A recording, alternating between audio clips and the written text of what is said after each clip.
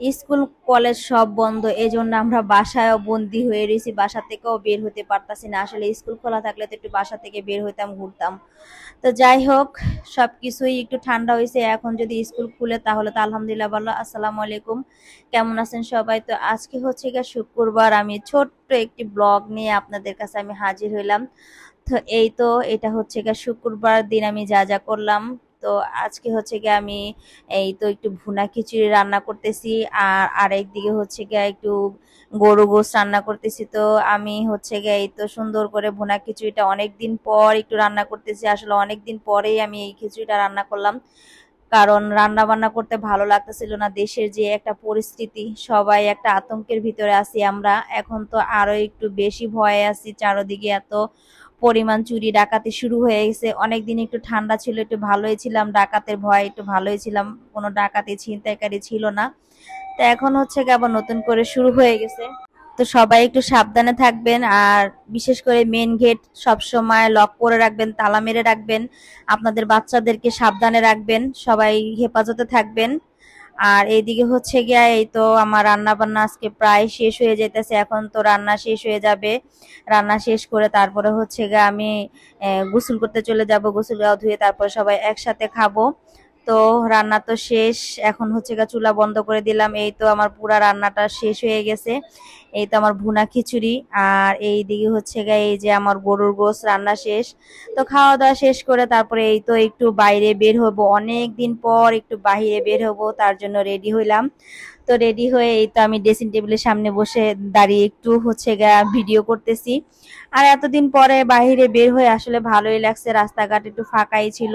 আর এই গ্যাঞ্জামের জন্য তো স্কুল কলেজ সব বন্ধ, তাই বাসা থেকে বের হইতে পারতাছি না, বাসায় বন্দি বন্দি জীবন আমরা কাটাইতাছি। আর বাচ্চারাও খুব মানে হয়ে গেছে। তো আজকে হচ্ছে গা বাহিরে বের হয়ে ভালোই লাগতেছে এতদিন পরে। পুরা রাস্তাঘাট এত পরিমাণ মানে রাস্তা পুরাই ক্লিয়ার, রাস্তায় কোনো জ্যাম জট নাই। আর এই তো ছাত্রলীগের মানে ছাত্ররা হচ্ছে গা ট্রাফিকের যেই জ্যাম জটের কাজ, এই কাজগুলো আসলে ওরা করতেছে। আর সুন্দর করে মানে বেশি সুন্দর করে ওরা হচ্ছে গিয়া দেশটাকে মানে ট্রাফিকের জ্যাম যেন যেন না লাগে, এই কাজগুলো করতেছে। তো এই তো আজকে আসলাম হলে গা একটু হাঁটাহাঁটি করতে। তো কোথায় আর যাব, ভাবলাম একটু মার্কেট থেকে ঘুরে আসি, একটু অল্প কিছু কাজ ছিল, সেজন্য হচ্ছে গিয়ে মার্কেটে আসলাম। আর এই তো মার্কেটে এসে একটু দেখতেছি। তো ভাইয়ারা বলতেছে অনেকদিন পরে ওনারাও নাকি মার্কেট খুলছে, এতদিন বন্ধ ছিল। তো এইদিকে হচ্ছে গা আমাদের চুল পড়ার যে ইয়াটা, চুল তো অনেক পরে, এই জন্য হচ্ছে গা একটু ভিটামিন দেখতেছি আমি এখানে, যেহেতু আমার চুল একেবারে সব পড়ে গেছে। তো এই ভিটামিনটার কথা আমি ভাইয়াকে জিজ্ঞেস করতেছি, ভাইয়া বলতেছে যে তেলের সাথে দিয়ে মাখবেন। তো ওই ভিটামিনটা আমি নেই নাই। এদিকে হচ্ছে গিয়ে একটু কানের যে দুল সেটা দেখতেছি। তো দেখলাম যে টপটা ভালোই লাগতেছে, কিন্তু দামে মিলে না দেখে আমি রেখে দিছি, নেই নাই। তো এখন হচ্ছে গিয়ে একটু হাঁটাহাঁটি করব, আর এই তো রেখে দিলাম। তারপরে হচ্ছে গিয়ে আরেকটা দোকানে আসলাম। এই দোকানটা হচ্ছে গিয়ে আমাদের একটু পরিচিত, উনি মানে সবসময় আমাদের একটু ভালো জিনিস দেওয়ার চেষ্টা করে। তো বলতেছে আপু অনেকদিন পরে আসলেন। আমি বললাম হ্যাঁ, মার্কেটে আসা হয়, কিন্তু আপনার দোকানে তো আর আসা হয় না। তো এই তো এই ভাইয়া বলতেছে এই এই যে তেল মানে হেয়ার মানে চুল হেয়ারের তেলটা, এটা অনেক ভালো।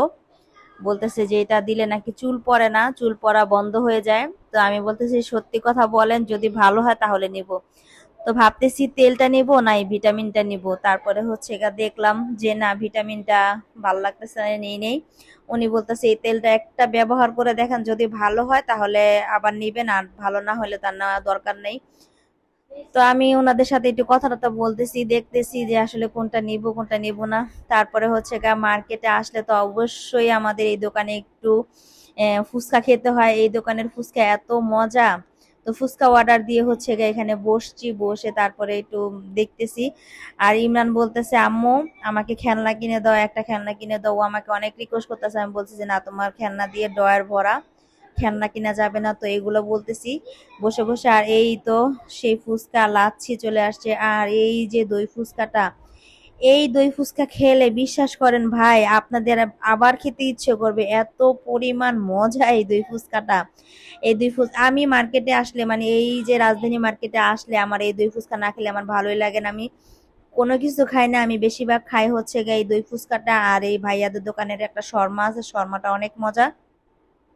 তো হচ্ছে গিয়ে এই তো আজকে বলবো, ওদেরকে বলতেছে আমি পুরা দই ফুচকাটা মুখের ভিতরে দেখি একটা ফুচকা আমার মুখের ভিতরে যায় কিনা। তো দেখলাম না খাইতে পারছি, তো এখন আরেকটা খাইতেছি। মানে এই দই ফুচকা খেলে আপনাদের আর নর্মাল ফুচকা খেতেই ইচ্ছে করবে না, দই ফুচকাটা এত মজা। এখন আমার কাছে অনেক ভালো লাগছে, আমি খাইছি। আর এই দিক দিয়ে হচ্ছে গিয়া এই তো দুলটা আমি দেখতেছি আর দেখতেছি বলতেছি দামাদামি করতেছি, পরে দামটা আমার কাছে বেশি ভালো লাগছে, দাম বেশি মনে হয়েছে। এজন্য বললাম টাকার দাম বেশি নাকি জিনিসের দাম বেশি বলে তারপরে চলে আসলাম। তো আজকের মতো আমার ভিডিওটা এই পর্যন্ত, আল্লাহ হাফেজ।